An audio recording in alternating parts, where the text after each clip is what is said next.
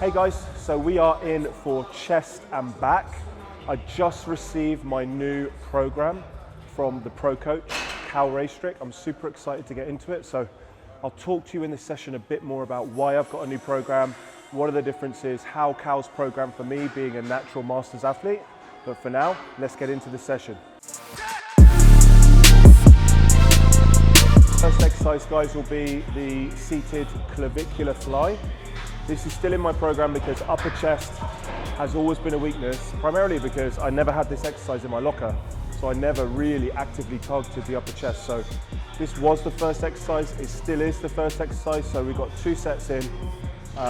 We are using the 1MR cuffs to get around the elbow. You'll see how I execute this, but if you have a look at the bench, it's at a really steep angle, and I'm just on, I think this is like a regular Life Fitness fly machine.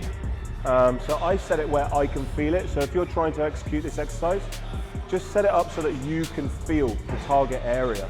Like, you can use my setup as a benchmark, but my body's going to be different to yours. So set it up and make sure you can feel the muscle that you're trying to work. Well, it's tough. So 2 sets done. 1 set 6 to 10. And 1 set 10 to 15, almost like a back off set. Both of them taken to near failure, and the focus is just, as always with a fly, trying to get your elbows in tight. New exercise for today's routine, shoulder press. I haven't done any shoulder pressing at all for the last 3-4 months, so I'm going to take it easy. We're in for 2 to 3 warm-ups, and then 2 sets, 1 6 to 10, 1 10 to 15. So let's see how we go.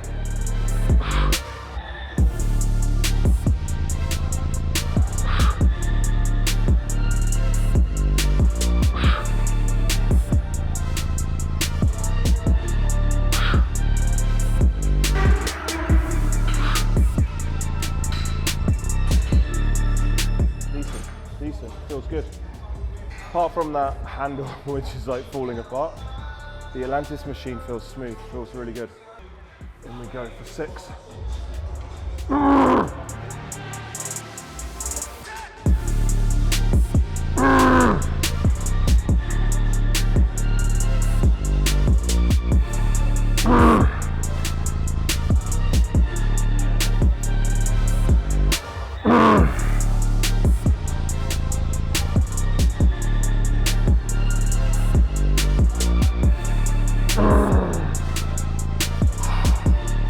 It's heavy, so we got 5 reps. So put that in the logbook. Either drop the weight next week, or if I'm feeling good, try and go for 6 instead of 5 on the same weight.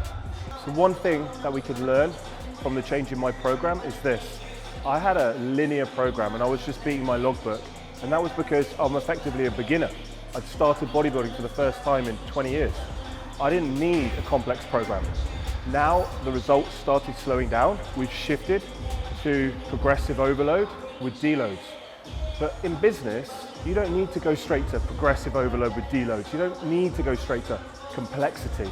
You need a simple plan, simple processes, and simple execution. Ideally, 1 product, 1 funnel, 1 marketing message, 1 industry niche, and just keep things simple. Because if you go all in, where are you going to go when things get tough?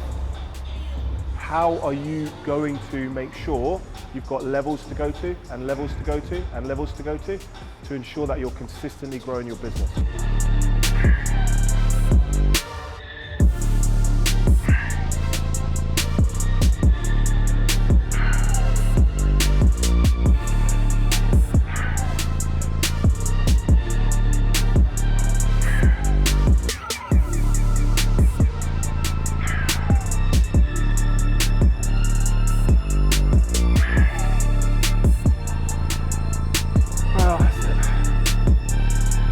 Again, I wanted 10, I got 8.5.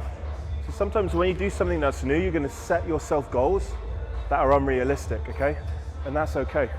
If you're doing something new and you don't hit your target, the issue may actually be the target.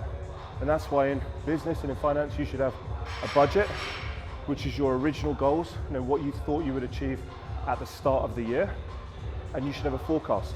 So what you actually know you're likely to hit in terms of your finances based on the fact that you're 6 months into the year. So you should have both. One stays the same so you know where your goals were. One changes based on what you know now. So if I don't know how to do something, I go on YouTube, but I look up the exercise, and then I look up certain people that I know have good channels, good execution, and I have a look. Some of the exercises that Cal programs, he puts YouTube links in there for me to see how to do it. Other ones, he hasn't maybe shot a video on it himself, but I'll go and look up others, like the Muscle Mentors have some great videos on YouTube, and their execution is flawless, so they explain things really well. So I'll go on there, have a quick look, do my set, then watch the video again, do my set, until I get to the point where I feel like I'm doing it 100% correctly. The only way I'm going to know that is go and do those workouts in person with Cal. So I've done legs with him. We're going to go up and shoot upper with him as well. We'll hit pull with him and we'll push with him. And then we know we are executing things perfectly because you've had your coach physically see you do the movement.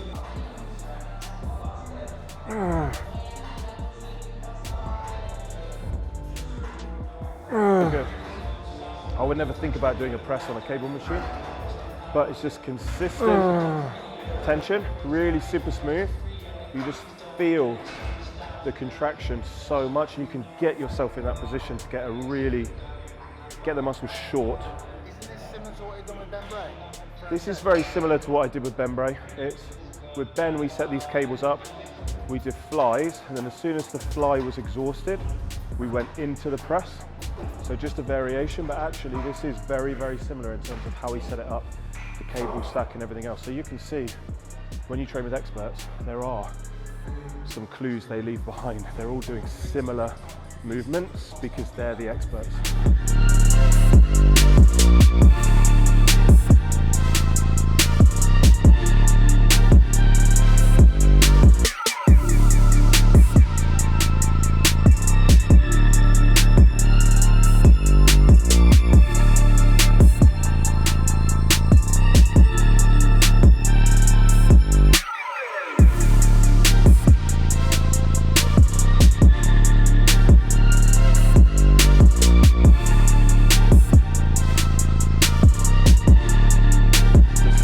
That Callum's given me, I can feel my lats so much compared to doing like just a normal lat pull down and just banging it out and trying to lift as much weight as possible. It's a totally different mindset versus full stretch, full contraction, trying to feel your lat working.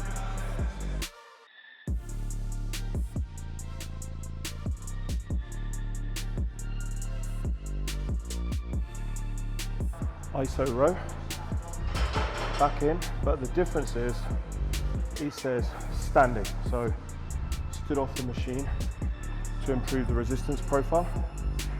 Unilaterally, most back exercises now, they should just be getting done single arm, right? Swap over once all reps are done, and then line up to challenge the lats. Try not to laterally flex and rotate your spine. If you can keep it neutral, that would be ideal. So again, I'm going to go on, I found a video on YouTube.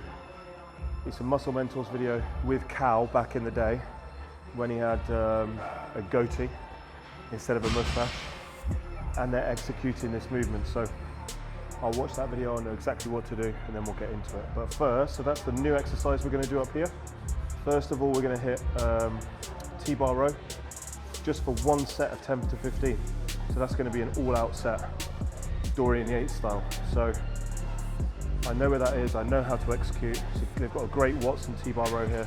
So let's go and get that one set in, and then we'll be back over for this.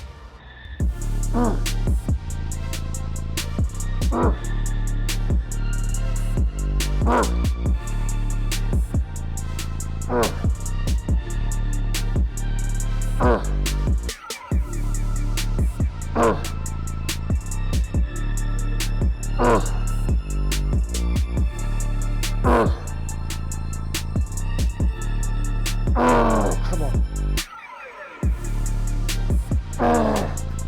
Yes. 10 motherfuckers. 2 rep PB. 2 rep PB.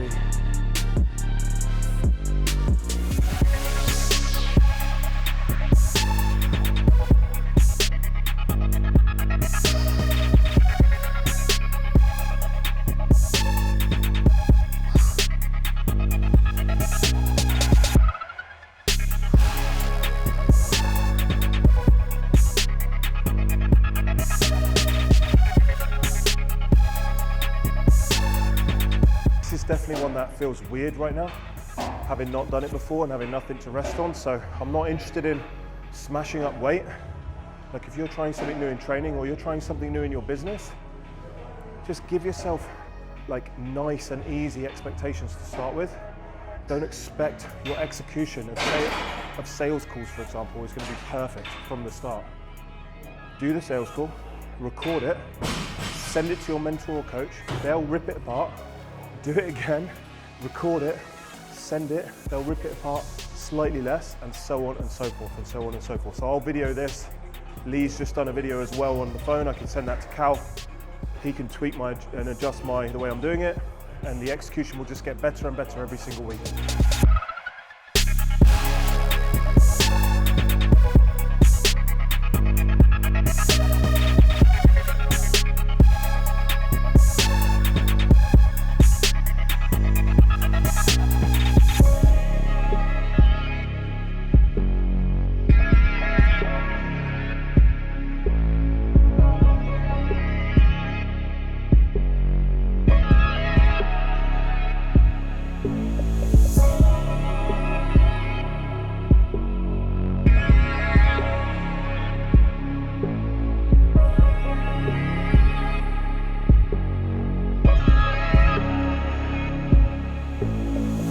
So guys, we just finished chest and back. I'd normally have upper on a Friday.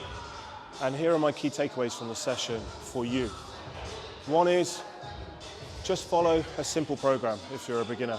Once you get to the point where things start stalling, the reason why Cal changed the program is so that we've now got volume going up week by week, and we're able to judge based on tracking things. I haven't got my Whoop on today, but tracking things like heart rate variability, sleep quality, how I feel, kind of joint pain, things like that, whether I need a deload week in the 5th week or not. So some of the exercises have changed, and they've been tailor-made for me based on my check-in photos. So everything is progressing well, but I still need to bring up my back and my hamstrings and my glutes in comparison to the rest of my physique. So the program is built according to those demands. And if my check-in pictures change in 3 months' time or 6 months' time, then Cal will go straight back in and adjust the program. So that's the benefit of really having a coach and paying a significant amount of money to get the service that you need. You shouldn't skimp on coaching for training, and you shouldn't skimp on things that you pay for in terms of strategic coaching or even your accountancy fees. Like at Growth Factor, our clients probably pay us 3 to 4 times what some of our, I mean, we don't really have competitors, but what another accountant would charge. But we make sure that we track, are they getting a return on their investment? Are they 100% happy raving fans? And then it's value for money. So it's all about value for money. So don't shop around on coaches for your business or for your own training based on price. Look at the value. Guys, please, we had, I think, 2,000 views on one of my YouTubes this week. We've got 400 subscribers, which is great. It's going in the right direction. But if you enjoyed this video, please like it. Please share it with your friends, but definitely hit subscribe. See you in the next one.